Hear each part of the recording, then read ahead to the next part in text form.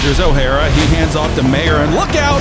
He's off to the races. There he goes! 90 yards on the touchdown run for Mayer, and the Jags are rolling. All right, welcome into the Florence Barleycorns for tonight's Cooper Football Show, joined by Jaguars coach Randy Borchers, and we get ready for postseason week 2. It'll be the Jaguars hosting Scott County. It's almost become an annual, mark it on the calendar, right? South Oldham last week, mark that. Now Scott County. So 28-14, you win in the first round of the postseason, and you get Scott County. Two teams, and we'll talk about that really mirror one another. Identical 8-3 records, really good losses. I mean, I don't know whether you're aware, I'm sure you do, but the three teams that you lost to are now 28-4 combined, 29-4. I shorted Anderson, and God knows we don't want to do that. They are rolling. They're undefeated, 11-0. They had a first-round bye and won last week over Withrow, which came in 9-2, and then DuPont Manual from Louisville's 9-2, and Highlands, of course, an easy winner last week, 9-2. So let's talk first of all.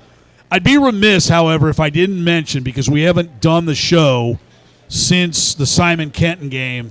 A little bit of offense in that game. Cam O'Hara, 8 touchdown passes. Riker Campbell caught 6. And I think they both are close to being state records. Riker Campbell, I think, needed one more. He came up just, a couple yards short on one, right, in that game? Is that accurate? Yeah, and I think both of those guys they were clicking that night. It wasn't anything that was anything special that we drew up for those guys. I mean, I think Riker's first one, we threw a 5-yard hitch route, and he just took it to the house. So, and we've said this for 40 years now. When Cam's on his game, he's really tough to stop. And I mean, he was in a groove that night, and that's probably the best he's played all year for us. Well, it's good to be playing your best right now, and let's talk South Oldham and then Scott County. We'll take a brief break after that, and then we'll come back and talk. There are 11 Northern Kentucky teams that are set to play on Friday. We'll take a look class by class at some of those and some of the other ones. Southeast Indiana's got a couple teams still going. Cincinnati, great. But what about, first of all, before we get South Oldham, the fog? I mean, you deal with first the fog. I understand you had a hell of a play called to start with, except you couldn't see the receiver down the field. Little foggy, and now we got snow and frigid temperatures, and it'll be 60 by Friday. It's Cincinnati weather. Yeah, and the coolest thing about that, and the thing over the last couple of years we've been such a pass-heavy team that, we were always afraid if we got in a game where we had the bad weather, could we adapt? And, our game plan last week was to kind of chuck the ball around, get the ball around to our receivers and that, and the fall came in kind of unexpectedly. We were looking at the weather with the rain, and we're like, the rain's going to be out, we're going to be good, and then the fog came in, so we had to kind of change things up. But I think that's the strong side of our team right now is we were able to adapt. We kind of went strong, Keegan in the second half, and we really put the game on his shoulders, and he played a great second half for us. When you expected South Oldham to be a very competitive team, I mean, they obviously were last year. You guys kind of pulled away at the end of that game with your 14-1 team that made it to the state final. But, you're tied 7-7 at the end of the first quarter. Cam goes 9 for 15, $133, a touchdown. Keegan 20 carries for 104 yards. And good diversity, good balance, which you've had really pretty much all year long. So you're able to win. And I think one thing, and I know we're going to talk tonight to a couple guys, XAVIER Barbour and Corey FREIHOFER, but we don't talk a lot about defense. I think it's, the bells and whistles are fun when you got a guy, Cam O'Hara, that's about to go over 11,000 career yards. Keegan Mayer, over 4,000 career yards. You look at that combination of those two guys, record-setting. But your defense, with the exception of the second half against Anderson, DuPont Manual, which is obviously really explosive, but even Highlands. I mean, your defense has played, and you're in a 6-game winning streak too. So you haven't lost since that DuPont Manual game, and you're playing your best football. Your defense has been pretty sound all year. Yeah, they have, and you're always looking for things to better. And one of the things defensively is the last 2 weeks, against both Simon and against both South Oldham, we allowed long drives to start the game, long sustained drives where they've taken some time off the clock and kept the ball out of our hands. And we got to get better with that. But after those 2 games, after we kind of settle down after the first drive, we usually get in a groove and our kids start playing pretty well. And So, we know that's going to be a big thing this week. We got to get in that groove early because we can't let these guys get up a couple scores or it's going to be tough to come back. Cooper hosting Scott County Friday night, 7:30. It was a 7 o'clock kickoff last week. This back to the customary 7:30 time at Cooper High School. And it looks like the conditions will be good. And with the exception of you are different in terms of the style of offense, these are teams that are unbelievably alike. 8-3 both. So they have lost to Woodford County, a good football team, 57-50. Defense not a part of that one. Highlands 42-28. You lost by 14. They lost by 14.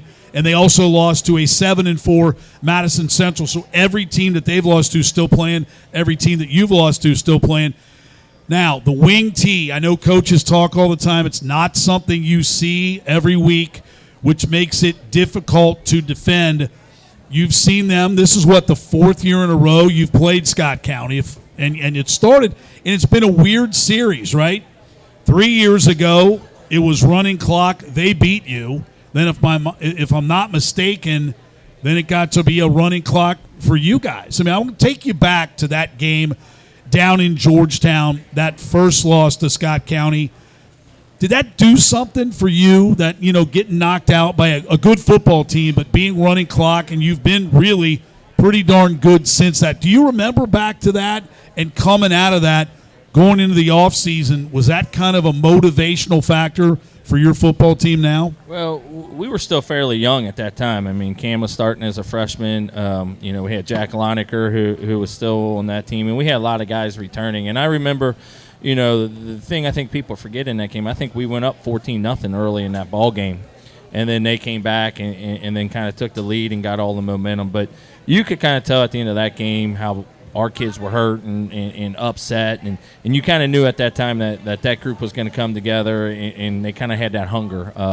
A couple of years before that, we lost early in the playoffs, and you didn't see the emotions, and you didn't see, how much it meant to those kids to, get beat. So being able to see that, we kind of knew we had a lot coming back, and seeing that emotion, that you knew you had kids that cared, and then they were going to put the work in. So I think more than anything in that game, it showed our kids, because Scott County was really good that year, and they've been good the last couple of years as well. But it showed our kids that, they could compete with some of the best teams in the state, and we did for a quarter and a half until, a couple things, they blocked the punt on us, and the momentum just changed, and our kids didn't respond very well. But, yeah, I mean, that's a great game, and it's a great team. So every year being able to play them, we know we have to be playing our best football, and it's a good measuring stick for where we are as a program because, over the last 15 to 20 years, that's been one of the top programs in the state. Well, you mentioned your senior class this year, and we've talked about this. I mean, they're 34-7 the last 3 years, which is the winningest senior class ever from the time you're a sophomore, junior, senior.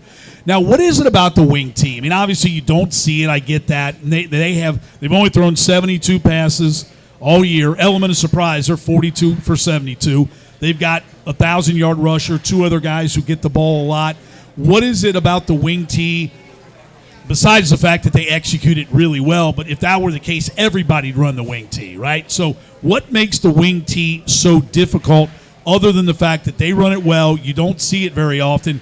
What is it from a defensive standpoint that makes it so difficult? Well, I think it's one of those things, I listened, Notre Dame played Navy this week, and one of the things they were talking about is you got to train your eyes. You're seeing things that you haven't seen, and then on top of that, you go, most teams are in the spread. We were lucky, enough to play the option team this week, but it's a totally different style of offense. You have to, you have to read your keys. You have to train yourself. And, what makes that, just Scott County in general so good at what they do is they got a coach that's been there for decades, and he, probably a Hall of Fame coach, and, they've ran it, those kids running from the time they start football, right. At a very early age, so they're very good. It's clockwork. Those kids know what to do, regardless of what type of front you give them, no matter what type of defense you give them, they know how to react, and they know how to play against it. So, they're going to be very, very prepared for this game, and we're going to have some breaks. But, the best thing, one of the coolest things about the wing tee is you don't need the most athletic kids. You don't need the biggest kids. It's just they're very disciplined at what they do, and they're very good at it. So, they take some of those programs that do that, I'm not saying Scott County, because they got some really good athletes, but some of those programs that don't have as good of athletes can run that, and it gives them an advantage. Like the military. I mean, like they and they all really kind of all three run that. It's funny you mentioned about kind of getting weaned on that. Coleraine back in its heyday, which is not now, but when they had, they won 19 straight, it was Kerry Combs and then Tommy Bolden and little cards, the little kids, they started, here you go. If you're going to coach in our program, you're going to run that when you're in 4th grade, 5th grade, 6th grade. So by the time you get up to the varsity, that's all you've been doing, running the option, running the triple. And the best part with that is those kids buy into it. Sure. You look at, and you kind of mentioned, you got a quarterback that's thrown the ball 70 times the entire year. But to be a quarterback at a Scott County is a big pride thing. You got to be able to run it too. Correct. If you're the quarterback. Correct, and you have to be able to run the whole show. And the quarterback they have this year, as in the year past, but I think this quarterback's even better. He does such a great job of hiding the football and not showing the football, and that's an art that those kids kind of craft throughout the years. I know we're going to take a break here, and we're going to come back and talk about all the Northern Kentucky teams still alive, but I'd be remiss. I know last week you had a senior dinner at Triple Crown Country Club, all your seniors. And then you do another, every Thursday night. You obviously have kind of the weekly team dinner where you have a different kind of motivational speaker. But talk a little bit about how special, and you look at this senior class, and I know there was a lot of fond memories, even that season's still going strong. But, I mean, how big and how cool is that night? And maybe how difficult is that night for you when you hear some of the kids talk and you've been – I don't think people understand sometimes how much time – you spend football now is a year-round sport. I mean, it's year-round. Whether you're in conditioning and lifting and training and practicing and playing your games, and you go from August like last year into December. You spend a hell of a lot of time, probably more time sometimes with the kids on your football team than you do with your family. How important is that senior night become, that senior dinner? I think it's just as important for the coaches because it's a time that we get to come together and spend some quality, kind of intimate time with each other that you really don't get to spend throughout the years. And you have conversations with these kids, and our coaches sit at different tables, and they're able to talk to kids that they really don't deal with all year and see kids in a different light. But, to me, one of the coolest things, we give the kids an opportunity to speak if they would like to speak after our dinner. And, it's always cool to hear, your leaders, your captains like Christian Brown and Noah Reichel and Cam and that. But when you get kids that's been with your program for 2-3 years that are the kids that, really haven't played any varsity time, they're kind of the quiet kids. They just show up. They do what you ask them to do, but they're not the kids that are vocal, that are big in the locker room. And to hear those kids talk sometimes and to talk about what football's meant to them and how it's changed their lives. I mean, that's why we all do this, and that's the coolest thing about being a coach. All right, we'll take a quick respite here. We'll come back. We'll talk about all the teams that are still alive in the postseason coming up this Friday. There were some Thursday games last week in place of getting ready for Halloween right? I mean, that was 2 weeks ago. Yeah, because of the weather. Right, the weather. Yeah, that's right. Came. They did move it up, and we'll talk about that. Couple reminders at Barleycorn. Don't forget Singo tonight, 8 o'clock is the start time. Wing Wednesdays, dollar wings on Wednesdays, and Monday Night Football tonight. The Eagles at the Packers has to be more entertaining than Pittsburgh trying to put together a first down. My God, were they bad. That tonight, and Bengals Happy Hour, which I don't know what that is exactly, but that actually carries over the Bengals Happy Hour to other NFL action, like tonight, two legitimate NFL teams, the Eagles playing at Green Bay. So we'll continue with the Cooper Football Show with Jaguars coach Randy Borchers. We'll talk about all the playoff teams and all the action coming up this week right here live at the Florence Barleycorn.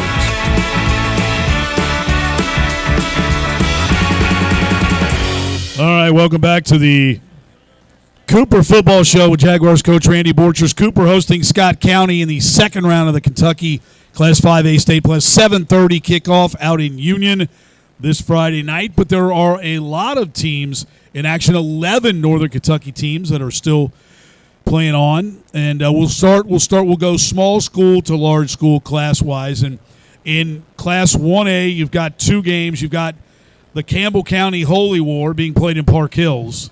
That'll be Bishop Brossard against Newport Central Catholic being played at Covington Catholic on Friday night. Then how about the season Holy Cross has had? I mean, they're undefeated, 11-0. They're 2 unbeatens in Northern Kentucky. Holy Cross taking on Newport. That'll be played at Thomas More University. So in Class A, moving beyond Friday night and this weekend, 2 of those teams are going to win. But Holy Cross has had an unbelievable year, undefeated. I mean, and I know it's hard sometimes, and there's some really lopsided scores and not a lot of balance in some of the Beechwood, which we'll get to momentarily. But, and you know, I don't know, you as a coach, I got to believe some of those games. I feel bad. This is going to sound overly sympathetic. I feel bad on both ends. You can't tell me if you're a real competitor, you want to drub somebody by 50 or more points every week, and when you're the team on the other end just getting beat down every week, those are tough. And it happens more at the small school level simply because of numbers than it does anywhere else. Yeah, and you know, kind of talking about Holy Cross, that has to be one of the best coaching jobs, you know, of the year. I think, you know, he took over last year, and I think they might have won maybe 1 or 2 games. I think 2 or fewer, yes. Yeah, you know, and then to go 10-0 this year and that turnaround, and you know, being able to get the kids to buy in and keep the kids there, and you know, anytime you go undefeated during the season, that's a heck of a time. And you know, you're, you know, somewhere along the line you had a game that you fought some adversity and getting your kids ready to go and winning that game. And you know, like you said, then you throw in some games that aren't very competitive, so then you worry about if your kids are going to, you know, how they're going to respond when they do come out and play a competitive game. And then as a coach, you know, one of the biggest things you're worried about is how do I get these kids reps? How do I keep them fresh? On top of that, keep everybody healthy. You know, last thing you want to do is lose one of your star players in a game that's 45-0 in the second quarter. Well, in 2A, Beechwood, again, I mean, you know you got it going on when the first-round team just says, we ain't playing, which was the case last week.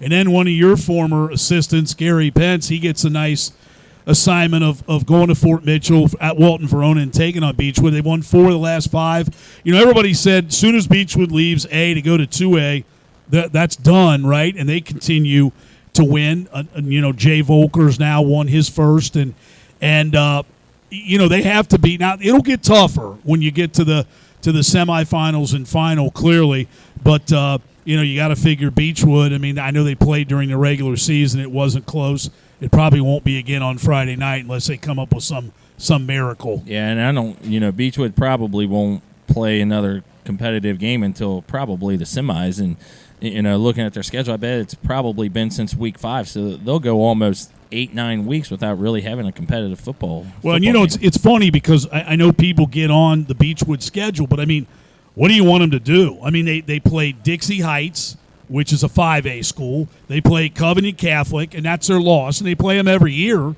You know, they played Simon Kenton. That's a 6A school. They played Campbell County. I mean, again, who the hell else you want them to play? I mean, and it's tough if, you know, even though Beechwood and everyone looks at Beechwood, they're still a 2A school, and the numbers that they have are less than everybody else. So playing these bigger schools, they don't have the depth that some of these bigger schools have, so you lose 2 or 3 kids. So, I mean, the scheduling at a school like a Beechwood is very difficult to do because you want to force your kids to compete, but at the same time, you know, you got to be smart. You got to be careful and don't get guys injured. And then we talk about another great coach. Kyle Niederman's done an outstanding job at Lloyd, and they're undefeated at 3A. They welcome in Henry County to Erlanger.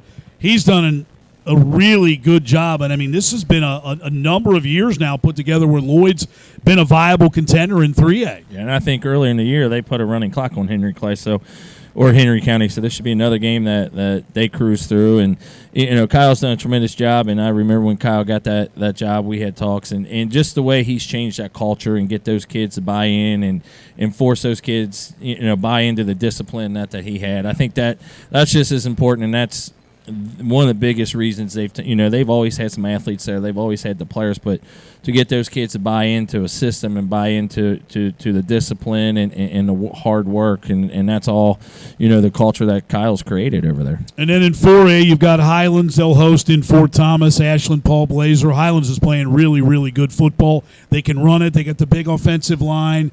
They've got some talent. Now, Covcath, it's not going to be easy. I mean, they're 7-3, and they've played a difficult schedule, too. Couple close loss week 1, close loss of the Pitt to Elder, which is undefeated and the number 1 seed in D1 Region 4 in Southwest Ohio. They go to Johnson Central, and that won't be easy. Yeah, and I remember back in 2012, we felt like we had a really difficult schedule. We were on the road.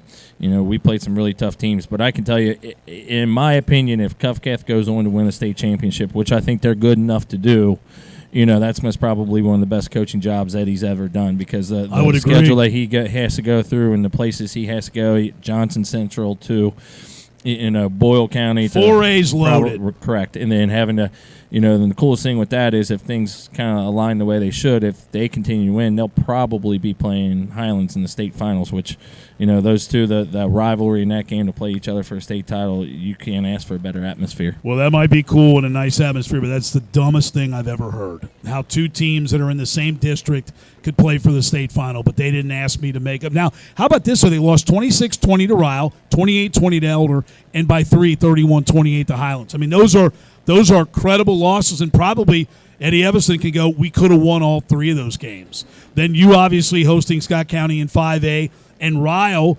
they've got a chance to make another extended run, too. They've gotten healthy, and they host Louisville Ballard on Friday night in 6A. So you guys, Ryle last year, both played for state, which is incredible. Two schools in Union played for state championships at the two largest levels, but that, they got a shot. And then we've got over in Southeast Indiana, East Central in 5A, Lawrenceburg in 3A. Now, they're at the regional level now. They both just won sectional championships, and there are some great games over in Cincinnati, too. I mean, you've got Elder hosting Princeton, Moeller against St. X. Why not play that in Dayton? And don't worry, they will at Welcome Stadium. So those are your Region 4. Middletown, which has had a great year, they host Springfield at Barnett Stadium. You got D2, your favorite school, Anderson, hosting LaSalle. And rarely could you ever say Anderson's the favorite in that game, but they are. You've also got Harrison going to Tippecanoe. Could you find Tippecanoe with a compass? Nope. It's in Tip City. Can't even spell Tippecanoe, so. Sure you can. 1 P or 2? 2. Okay, you're right. All right, so then you got, but I'll tell you one of the best games is Taft at Indian Hill. I mean, that's a great football game. I mean, Taft is really, really good. Tyler Williams was an outstanding running back at Colerain's, got Taft good every year. John Rodenberg, who's the only coach to win state titles in Ohio, Kentucky, and Indiana. He's got Indian Hill unbeaten. Devlin Daniel, their quarterback, who's going to play baseball at Mississippi State, who's an outstanding athlete. That should be a hell of a game. And that's at Indian Hill. Two different schools. I know. I mean, Indian Hills you're and right. Taft, so yeah, that's an interesting matchup. Should be a really good matchup. So there are some in CHCA. Goes to Valley View. There's some good. So there's a lot of really good football. It's been a drought for Southwest Ohio winning state championships, and people don't realize, it's tough to win. It's tough to win. It's hard enough just getting out of your own immediate area, and then you got to go and beat some of the teams from around the state. So there you have it. There's your kind of preview. And now I'm going to talk to a couple of your guys. Xavier Barbour, who I know had a big play interception on Friday night. Talk to a couple versatile multi-sport athletes.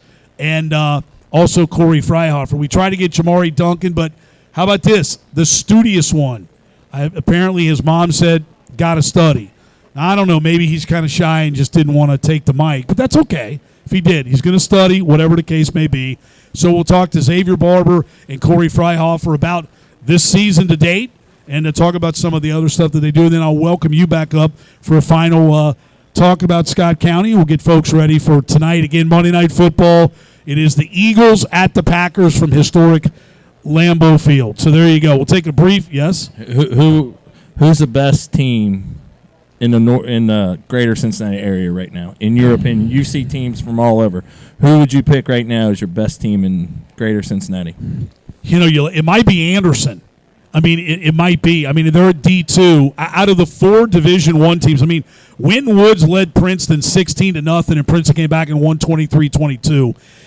Elder's one of those teams, you watch them, and you look at, do they – sure, they passed the eye test for Elder, but do they pass the same eye test as Moeller and St. X? Probably not, but they're undefeated. Their quarterback, Caden Estep, outstanding. They got a defensive player, Derek Uran. Moeller, I think most people thought they would go last year and win state. And I think they might have been a little bit, I don't want to say cocky, but maybe thought that they would too, and they just got beat in the final.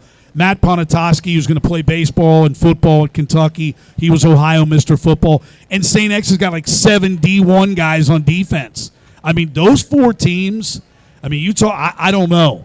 I won't be surprised if any of them, inclusive of Princeton, get out of there. But if you press me, I'd say probably Anderson, Elder, Moeller, and Elder, Moeller, and X to me are comparable. And Elder won to GCL South. I don't know. I think you got to give Elder the nod since they beat them. But you do. They beat both of them. Yes. And kind of looking at it through the playoffs, you could get another Elder Moeller matchup, which would be a fantastic game. A Covcath Highlands matchup, which would be a fantastic game. So, looking ahead, there's going to be some really good playoff really games. Good. Well, from this point forward, they're all going to be good. So, all right, we'll welcome up Corey FREIHOFER and Xavier Barbour when we continue. A couple Cooper players, 1 senior, 1 junior. We'll talk about the Jaguars game against Scott County on Friday night. When we continue, it's a Cooper football show right here from the Florence Barleycorns.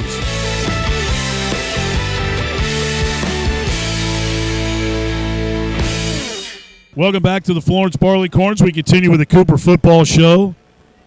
Jaguars coach Randy Borchers will join me for one more segment of final preview. 7:30 on Friday night. Scott County takes on Cooper as the Jaguars look to continue the run to what they hope is another trek to the 5A state championship game and one more victory, because that means you would win the state championship. So I got junior Corey FREIHOFER, senior Xavier Barbour, 2 guys who are in the defensive backfield.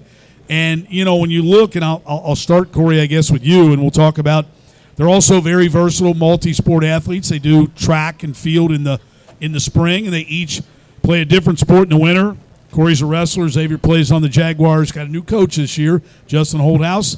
So basketball. But talk about, you guys, when you look at last year's secondary with Isaac Brown and with Roman Combs, big dudes, and guys who are obviously good cover guys, you had to know coming into this year that you guys had some big shoes to fill. Defense has played pretty well, pretty consistent all year. What was your mindset coming into the year, knowing those guys were gone and you guys were going to have to take over? Yeah, for sure. We lost some key players last year, but I'd say a lot of us got in there, knew what we had to do, the shoes we had to fill. I think so far we've really done a good job, and I think every day just pride ourselves with getting better, preparing for the game on Friday, and I think we've done a good job of doing that. We obviously have, and Xavier, you had the big interception, kind of sealed things last week against South Oldham. How about for you, knowing that, this was going to be a year where you were going to have a starting opportunity in the backfield? What was your mindset coming into the year? Just being able to fill the roles of Isaac Brown and Roman Combs, knowing that there are bigger receivers, I got to be stronger at the corner position, and being in the weight room this offseason really helped, and just being confident with who I am. Being a shorter corner, you got to have confidence. I have a swagger to you, so just having that is helped me a lot this year and allowed me to be a dog. Well, let me ask you, too, what did you learn watching those guys? I mean, because you had a chance to obviously play in the defensive backfield, but to see them, to see Roman, to see Isaac, what did you learn from watching those 2 guys week in and week out? I learned a lot. Isaac, I know Isaac, he's been like a mentor to me, like just throughout all of high school, just teaching me how to be physical. I struggled with that early on in my career, but like as I was building, I just got stronger, got physical, and he's taught me how to be confident with myself and know what I'm doing on the field. So. Corey, let me ask you about the other sports you participate in. Track and field, you were a regional champ in the pole vault, competed at state. You also wrestle. Obviously carryover, no doubt, and you're busy year-round, no question about that. But of those 2, has wrestling been a help to you in football, just what you do in wrestling? I'd say a major help, especially on the defensive side, just like tackling, and then the physicality of both sports go hand in hand, which has really helped over the years. What about you with basketball? I mean, because you got to be – you're obviously not 6'5", so in basketball you got to have those same characteristics and kind of have some swagger and be tough under the basket when you play. What have you learned? How has basketball carried over to football? Well, if you know my game in basketball, I'm a defender first, so I take pride in that. And being a defender in football, it goes hand in hand. Just being a dog all the time, and also the conditioning is just nonstop running. That also carries over to football. So yeah, sure. Let me ask you guys about Friday. You play Scott County. You played them last year. You won 45-20, but naturally, defending the wing tee is a little different. Now, South Oldham runs something relatively similar, so at least back-to-back weeks. But for your assignments on Friday night, I'll let each of you answer this. What do you have to focus on? What's the most difficult aspect of your position defending an offense like the wing tee?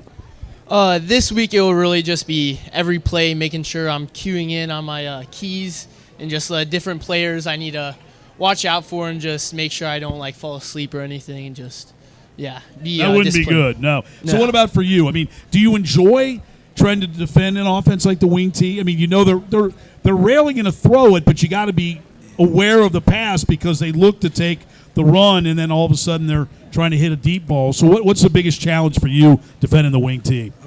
It's hard because running the ball, you get used to just them running the ball, and then boom, they're gonna hit you with a pass out of nowhere. So just staying awake is gonna be a big thing for me this week, and being outside contained, that's also a big thing. But just keeping my eye on the receiver at all times, and yeah. Let me ask you, Xavier, you're a senior. This senior class has obviously had a ton of success. You had the senior dinner last week. What's it meant to you to be a member of this Cooper football program, and what have you enjoyed, outside of obviously winning, what have you enjoyed the most about being a member of this football program? It's meant just everything to me, doing the right things, just learning everything the right way has been big to me, and I've enjoyed the process of being on the bench and then working my way up to now being a starter. It's been fun. The senior classes before me have been amazing. The guys around me right now have been awesome. I love the team, and the togetherness of the team is always just really big. Yeah. Corey, for you, junior, obviously you'll be here next year. What have you learned from this senior class and all the success that Cooper football has had the last couple years? Big thing I've learned is just commitment. You can just tell by watching them every day just how committed they are and how much they're striving for greatness, and just be able to look at that and try to reflect that in my own game is pretty cool. Final question for both of you guys. So do you have a favorite NFL team? And you don't have to say the Bengals because if they are, that's fine. But do you have somebody, a player in the NFL that you try and play like? So favorite team, and then do you have a favorite player? Bengals are my favorite team, unfortunately, with what's been going on lately. But the player I've been watching lately is DJ Turner for the Bengals. He's been really under the radar, but he's been really good for the team. I've been learning how to break on passes and again making more plays for my team. Okay, well, I was going to say, rarely do Bengal defenders, are they the guys that you're pointing to, right? But he's had a couple good games, right? What about you? My favorite team is also the Bengals. This year's been rough, but my favorite player is probably Cooper DeJean on the Eagles. Okay, so you get to watch him tonight, right? Yes. All right. I'm looking forward to that.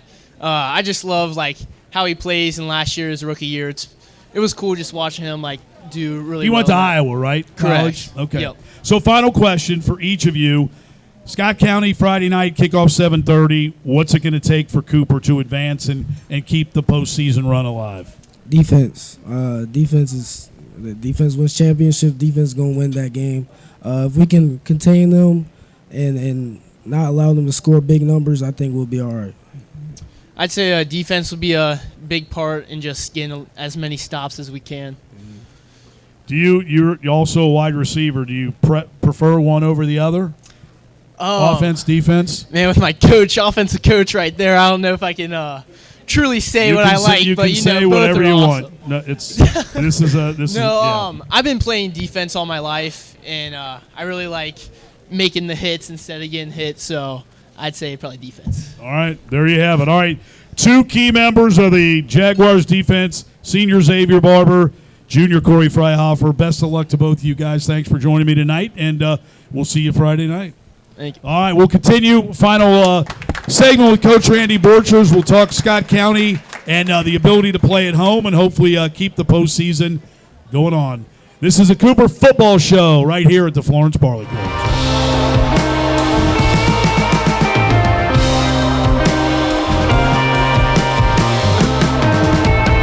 It's our final segment of the Cooper Football Show with Jaguars coach Randy Borchers. Got to give us time to break down and get ready for Singo tonight, starting at 8 o'clock on Mondays here at the Florence Barleycorns. Reminder, Wing Wednesdays, $1 wings. Can't beat that. And Bengals Happy Hour. They carry it over to other NFL games, so maybe you're happier.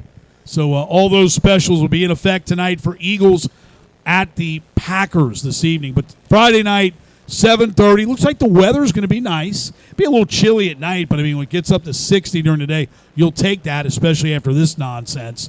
So you're welcome in Scott County. 7:30 is the kickoff. And after the Jaguars are victorious, we're back here Monday. We keep going in the postseason as long as Cooper is alive. So no pressure, but you got to win Friday, so we can be back here next Monday. So Scott County, knowing your football team, obviously, Cam O'Hara, Keegan Mayer, you know, you've had good diversity and versatility on offense. Your defense has been sound. You get the wing tee. They're good. You're good. Both teams very identical, with the exception of styles are different, but the numbers are similar and the success has been similar.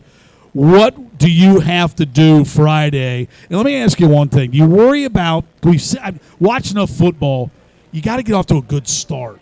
You've seen so many teams this year that get off, and this is at any level, especially maybe in college football. Man, there's some teams that just they can't get off to good starts. What does it take? What have you found to make sure your team gets off to a good start? Is there a formula to that? How do you make sure you don't fall behind? Easier said than done, I know. You know, and I think it's really important, you know, especially at the high school level, you know, scripting your first couple plays, trying to put a drive together where you can put, you know, you can get some points on the board.